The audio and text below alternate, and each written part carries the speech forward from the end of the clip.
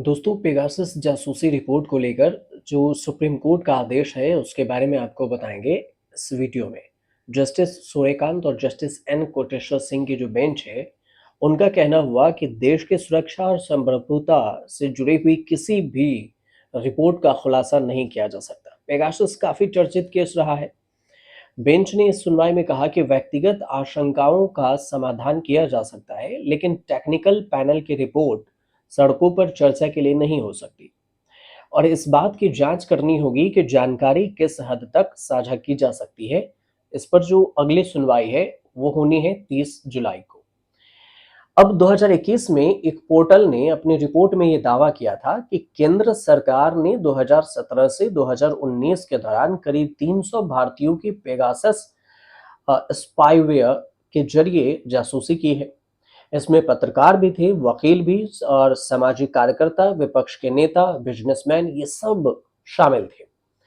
बात आई अगस्त में। अगस्त 2021 में मामला सुप्रीम कोर्ट पहुंचा और कोर्ट ने अक्टूबर 2021 में जांच के लिए एक रिटायर्ड जस्टिस आरवी रविंद्रन की अध्यक्षता में कमेटी बनाई। अब अध्यक्ष 2022 में इसकी रिपोर्ट आई और फिर इसमें कहा गया कि 29 फोन की जांच की गई। इसमें पेगासस का कोई सबूत नहीं मिला, लेकिन उनमें से 5 में मैलवेयर पाया गया था। अब याचिका में रिपोर्ट सार्वजनिक करने की मांग याचिकाकर्ता के वकील श्याम दीवान ने 22 अप्रैल को मामला सुप्रीम कोर्ट में उठाया। उन्होंने सीलबंद लिफाफे में सौंपी गई रिपोर्ट को बिना किसी संशोधन के सार्वजनिक करने के निर्देश देने की मांग की और उन्होंने ये भी कहा कि 2021 में बनाए गए टेक्निकल पैनल की रिपोर्ट सभी को निर्देश देने का निर्देश दिया था, लेकिन ऐसी कोई रिपोर्ट शेयर नहीं की गई थी।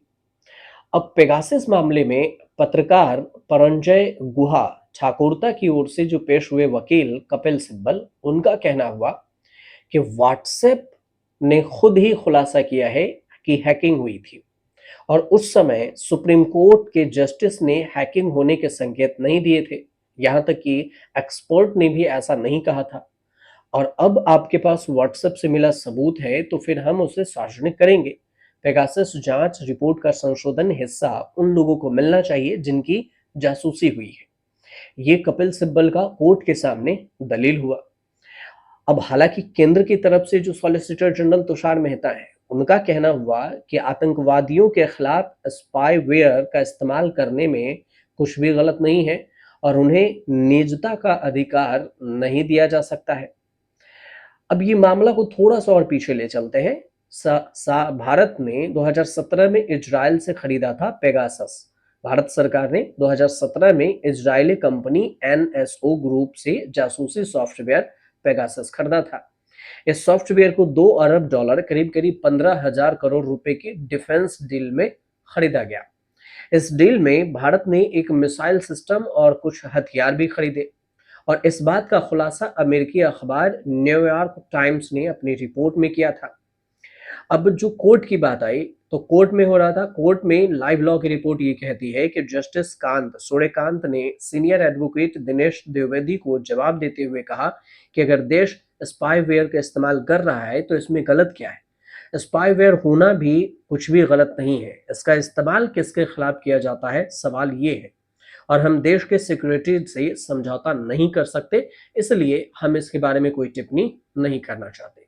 दिनेश द्विवेदी ने तर्क दिया कि बड़ा सवाल यह है कि क्या सरकार के पास पेगासस स्पाईवेयर था और क्या वह इसका इस्तेमाल कर रही थी। जब सॉलिसिटर जनरल तुषार मेहता ने कहा कि आतंकवादी निजता के अधिकार का दावा नहीं कर सकते, वहीं पर जस्टिस सूर्यकांत ने कहा कि एक नागरिक व्यक्ति जिसके पास निजता का अधिकार है, संविधान के तहत उसकी हिफाजत की जाएगी क्या, ये भी सवाल उठाया। तो पहले सुर्खियों में कब कब आया था पेगासस, ये भी समझ लीजिए। ये सबसे पहले जो सुर्खियों में आया था वो 2016 में सुर्खियों में आया था। यूएई के मानवाधिकार कार्यकर्ता अहमद मसूर को अनजान नंबर से कई एसएमएस मिले। इसमें कई लिंक भेजी गई थी और अहमद को जब इन मैसेज को लेकर संदेह हुआ तो उन्होंने साइबर एक्सपर्ट से इस मैसेज की जांच करवाई। जांच में खुलासा ये हुआ कि अहमद अगर मैसेज में भेजे गए लिंक पर क्लिक करते तो उनके फोन में पेगासस डाउनलोड हो जाता। उसके बाद 2 अक्टूबर 2018 को सऊदी अरब के पत्रकार जमाल खशोगी की हत्या हो गई थी और इस हत्याकांड की जांच में भी पेगासस का नाम सामने आया था। जांच एजेंसियों ने शक जताया था कि जमाल खशोगी जो उनकी हत्या से पहले उनकी जासूसी की गई थी।